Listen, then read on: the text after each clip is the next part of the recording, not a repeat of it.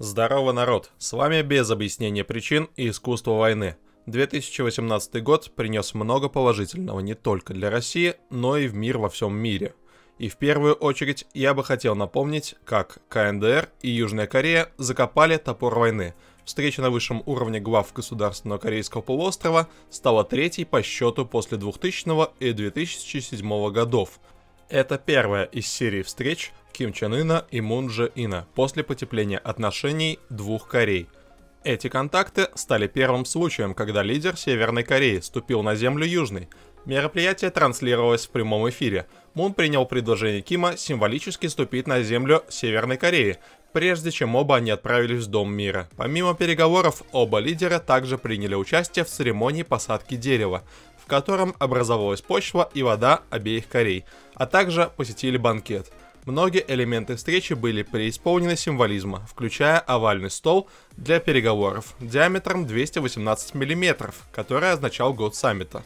Главным итогом встречи стало подписание совместной декларации, в котором Ким Чен Ын и Мун Дже объявили о начале эры мира, пообещав работать над избавлением Корейского полуострова от ядерного оружия.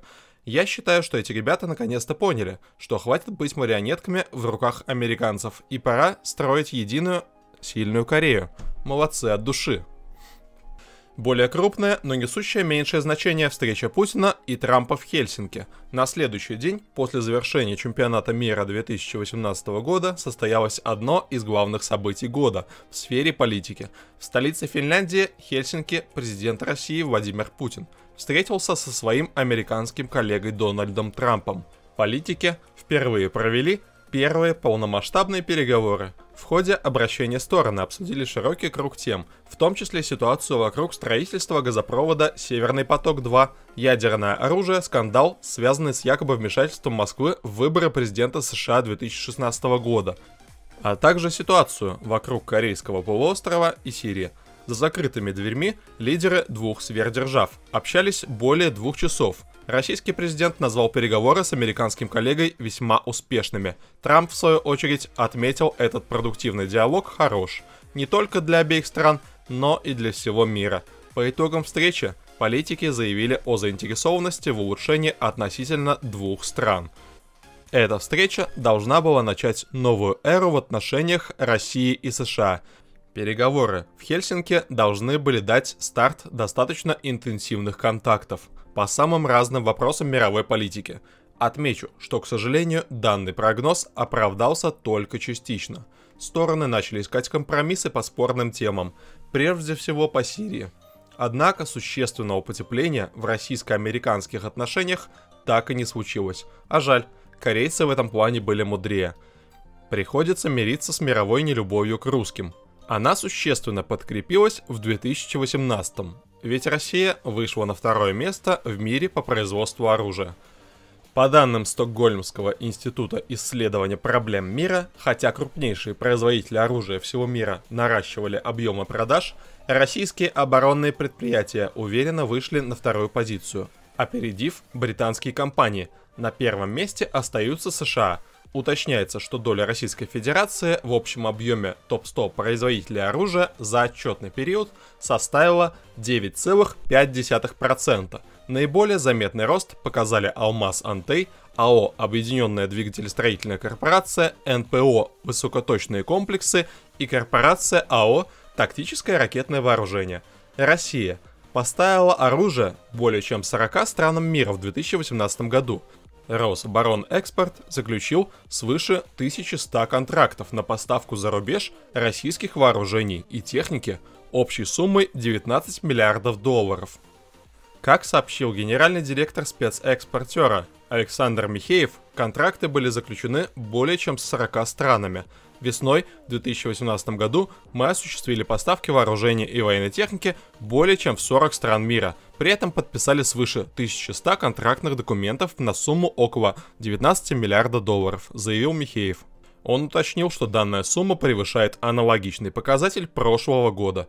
почти на четверть. По словам Михеева, такая статистика свидетельствует, что качество и подтвержденные характеристики российского оружия являются определяющим фактором для зарубежных партнеров. В частности, гендиректор Рособоронэкспорта отметил, что достичь таких показателей компании-спецэкспортеру удалось благодаря рекордной сделке с Индией на поставку зенитных ракетных комплексов С-400. В этом нам неплохо подсобил состоявшийся в минувшем году Международный военно-технический форум «Армия-2018». Стал самым масштабным за всю историю по количеству представленных на нем образцов вооружения и техники.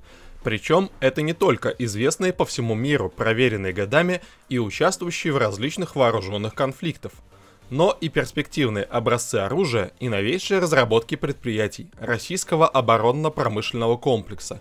Часть из них предлагается на экспорт, а некоторые поступят в вооруженные силы РФ уже в ближайшие годы.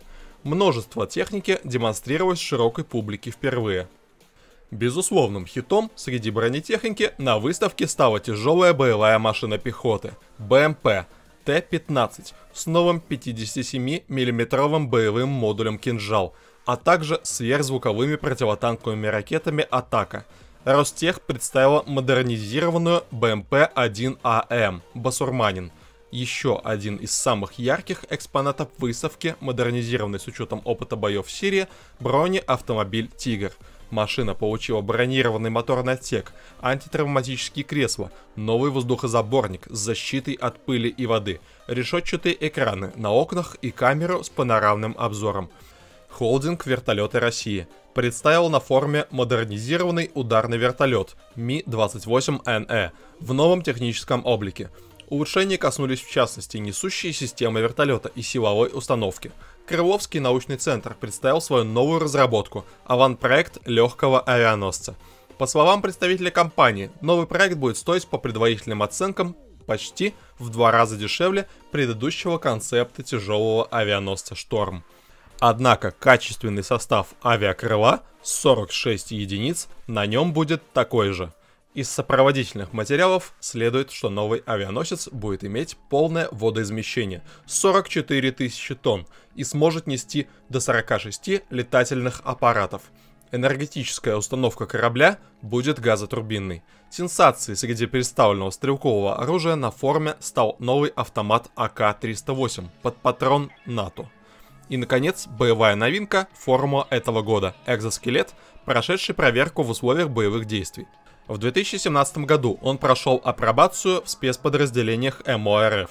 В этом году в ОМОНе «Беркут» города Севастополь. Изделие обеспечивает защиту суставов и позвоночника, а также разгружает опорно-двигательный аппарат при переноске грузов весом до 50 кг.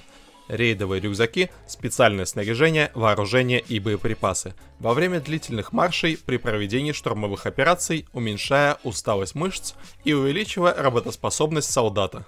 Вот такие существенные и, безусловно, благоприятные изменения произошли в вооруженных силах России в 2018 году.